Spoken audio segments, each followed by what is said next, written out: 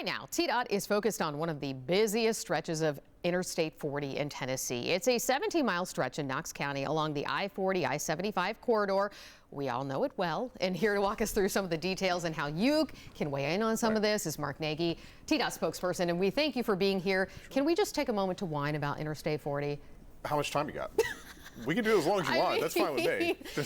It's rough, and I think anybody who's driven on it, I mean, you just get somebody talking and they can talk for hours about how. Keeping this in mind, the secret's kind of out about East Tennessee. Yeah. And so many people have moved into our area over the last 10, 20 years, and for the most part, they're all bringing their own vehicles. So that's why we have so much congestion in East Tennessee, especially in the areas to the west of downtown Knoxville. So what we're doing, this is called a Pell study. It's planning environmental linkages, and we're looking for the solutions to the issues that we see along this corridor. So of course that's congestion, travel time. Obviously we're trying to improve safety. You've got the enhancement of freight in this area because you have so much truck traffic. So we're looking for the solutions to these issues. And what are some of the possible solutions? So the Pell study is going to be looking at this entire 17-mile stretch, and that goes from the I-75 interchange in Loudoun County to I-640 in Knox County. And people talk about traffic and you see what you have in Nashville, but this is actually the busiest part of the interstate in the entire state of Tennessee. You have over 200,000 vehicles per day that travel along this stretch. So we're looking to try to find ways to see what can be done about the interchanges at Watt Road and at Campbell Station Road. That's mile markers 369, 373 respectively. You've got those weigh scales in the area, the possibility of having choice lanes added to our transportation system. So there's a lot of different things we're looking at. I think a lot of folks would say, if we don't have a solution that includes adding more lanes, it's not going to work. I mean, that's one thing that the study is trying to figure out. I mean, obviously something has to be done because it can't stay in this present way. And when we're looking to make roadway enhancements, we're not necessarily looking for today, although obviously that's extremely important. But we're also looking to 10, 20 years down the line.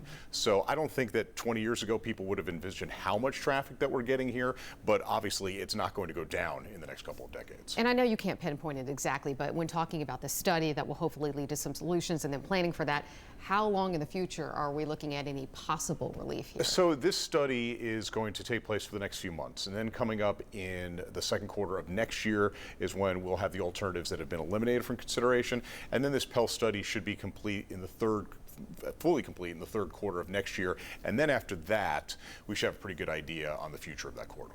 I know lots of folks will be interested in the fact that you can weigh in on this. So there are meetings coming up, and also how can people do this? Yes, so we have meetings the next two nights, 5 to 7 p.m. each. One is at Pellissippi State University, that's tonight, and then at Knoxville Public Works on Thursday, also from 5 to 7. And if folks can't get there, on the project website, which is available at tn.gov/TDOT, you can fill out a survey and let us know what you're seeing in this area. Public input is absolutely crucial to the success of this study.